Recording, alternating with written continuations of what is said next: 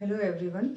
हमने अपने previous videos में प्लानिंग चैप्टर से रिलेटेड जो टॉपिक्स किए थे, एक में हमने कर लिया था meaning and features of planning और सेकंड वीडियो में हमने किया प्रोसेस ऑफ प्लानिंग। तो अब अगर हमें मीनिंग और प्रोसेस दोनों क्लियर हैं तो importance of planning will be a very easy topic. तो इम्पोर्टेंस ऑफ प्लानिंग, इसमें हमारा फर्स्ट पॉइंट आ जाता है प्रोवाइड्स डायरेक्शन। प्लानिंग हमें डायरेक्शन कैसे देती है? अगर आपको याद हो तो प्लानिंग का मीनिंग क्या था? प्लानिंग का मीनिंग था that planning is deciding in advance what is to be done, how it is to be done, when it is to be done and by whom it is to be done. अब अगर हमें advance में ही ये चीजें मालूम है कि किसने काम करना है, कब करना है, कैसे करना है और किस वक्त पे करना है, it means one direction is already given. Every person knows that what is the task and by whom it will be done. So it gives a direction. So it provides the direction. This is the first point of importance of planning. Second is reducing the risk of uncertainty. Planning reduces the risk. कौन सा risk? Of the uncertainty, means what will happen in future. When we don't know about it, definitely one risk will be there, one uncertainty will be there. लेकिन planning में हम क्या करते हैं? Process में हमने किया था that future is assumed. Future assume किया था हमने डेवलपिंग द प्रीमिसेस में कि क्या क्या हो सकता है। हो सकता है इन्फ्लेशन हो जाए 5%, हो सकता है लेबर की डिमांड बढ़ जाए, हो सकता है टेक्नोलॉजी चेंज हो जाए। So this is all uncertainty. So when we know in advance these particular things can happen in future, तो उससे रिलेटेड क्या होगा? इन प्रेजेंट इटसेल्फ हम कुछ उसके लिए प्रिवेंटिव मेजर हम उसके लिए ढूंढ लेते हैं। उसका एडवांस में ही हम ये सोच लेते हैं कि कैसे हम उसकी एडवर्सिटीज को कम कर सकते हैं। So that is reducing the risk of uncertainty. Now third is reduces overlapping. अगर आप देखो यहाँ पे ये जो इन्होंने पॉइंट दिया है रिड्यूसेस ओवरलैपिंग, ओवरलैपिंग का मतलब that everyone will do a particular task. ऐसा नहीं है कि एक ही काम को दो लोग कर रहे हैं, दैट इज द ओवरलैपिंग। क्योंकि जब ओवरलैपिंग होती है तो क्या होता है उसका adverse effect? Wastage of resources. लेकिन प्लानिंग में ओवरलैपिंग की कोई पॉसिबिलिटी नहीं है। क्यों कोई पॉसिबिलिटी नहीं है? आप मीनिंग को ध्यान से देखो। Makes very clear in advance what is to be done, by whom it is to be done, when it is to be done, how it is to be done. इसका मतलब शुरू में ही क्लियर कर दिया कि किसने क्या काम करना है।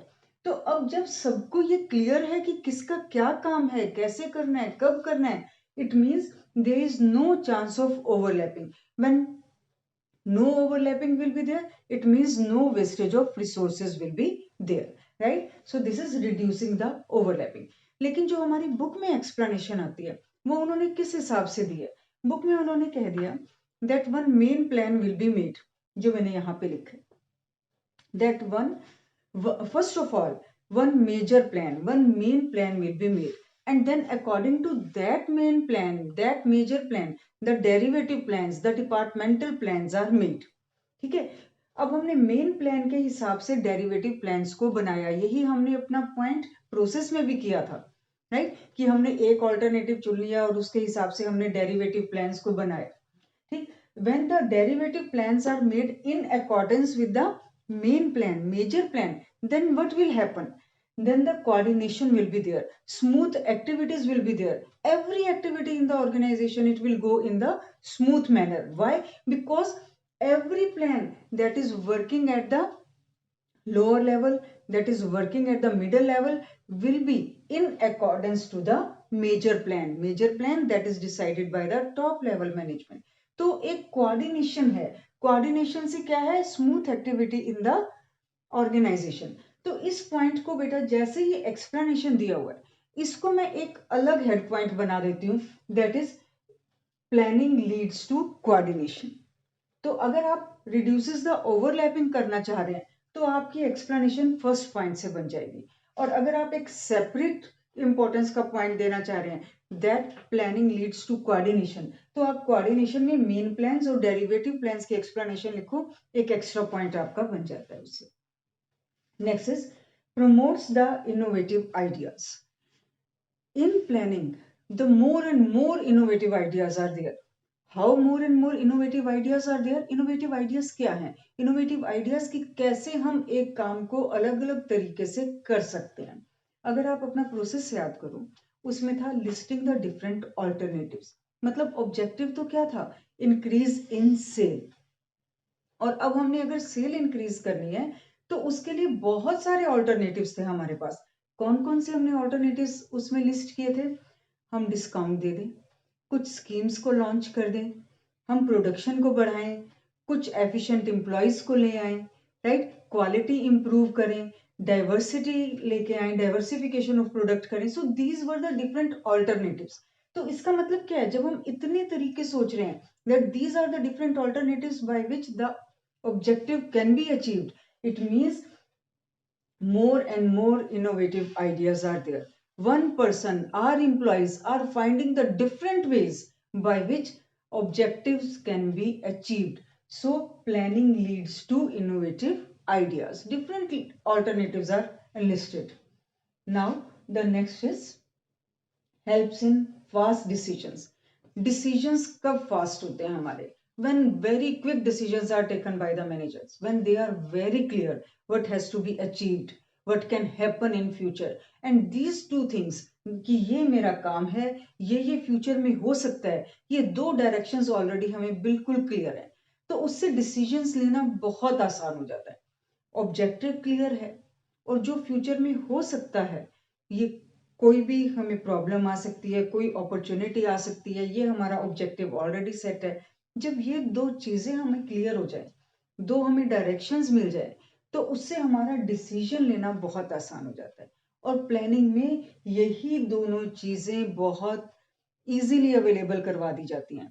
हमें गोल्स पहले ही डिसाइड कर दिए जाते हैं हमारे, और हमारे फ्यूचर में क्या क्या हो सकता है उसको हम एज्यूम कर लेते हैं, और इन दोनों चीजों के बेस पे डिसीजंस लेना बहुत इजी हो जाता है मैनेजमेंट के लिए. So planning helps in the fast decisions. Now next is give standard to control. अब देखो बेटा, ये पॉइंट थोड़ा आपके लिए समझना डिफिकल्ट हो सकता है. क्यों डिफिकल्ट हो सकता है? क्योंकि अभी तक आपने कंट्रोलिंग का चैप्टर नहीं किया. अगर कंट्रोलिंग का चैप्टर हो जाएगा, कंट्रोलिंग का मीनिंग आ जाएगा, तो ये पॉइंट बिल्कुल इजी है. देखो, कंट्रोलिंग क्या है? कंट्रोलिंग का मीनिंग है दैट कंपैरिजन. किस चीज का कंपैरिजन? जो रिजल्ट हमें आज मिल गया और जो हमने टारगेट सेट किया हुआ था, उन दोनों के बीच में जब हम कंपेयर करेंगे कि either that target is achieved और नॉट. किस किस चीज का कंपैरिजन है? कि जो हमने टारगेट सेट किया. टारगेट हमने सेट कहां पे कर दिया था? टारगेट सेट कर दिया था हमने प्लानिंग में. और कंट्रोलिंग क्या है? हम यहाँ पे कंट्रोलिंग में ये देखते हैं कि वो टारगेट हमने एट द एंड अचीव कर लिया या नहीं किया, राइट. और अगर अचीव नहीं हुआ तो क्यों नहीं हुआ? That is the meaning of controlling.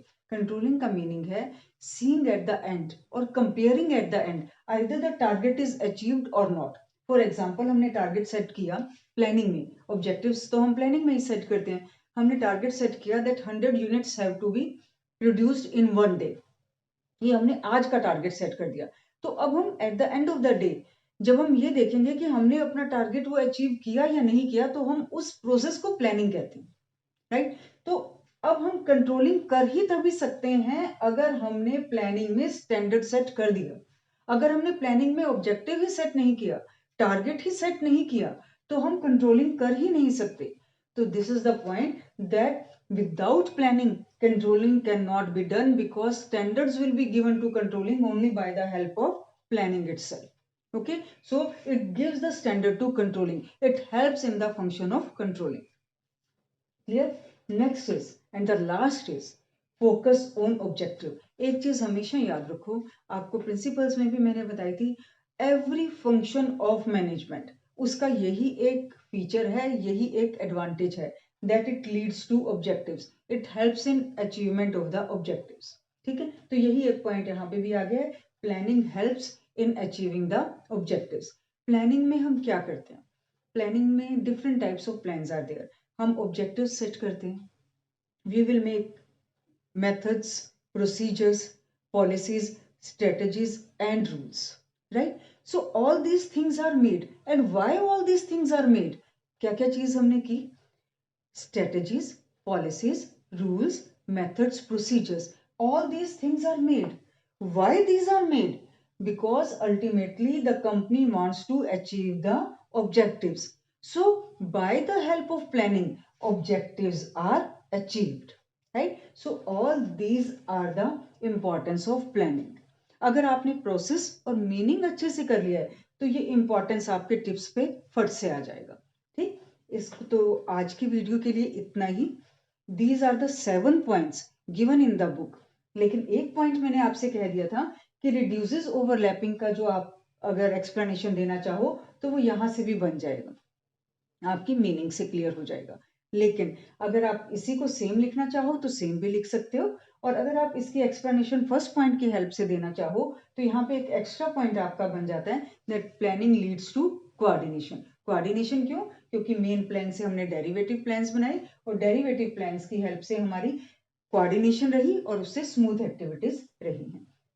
So this is the importance of planning, right.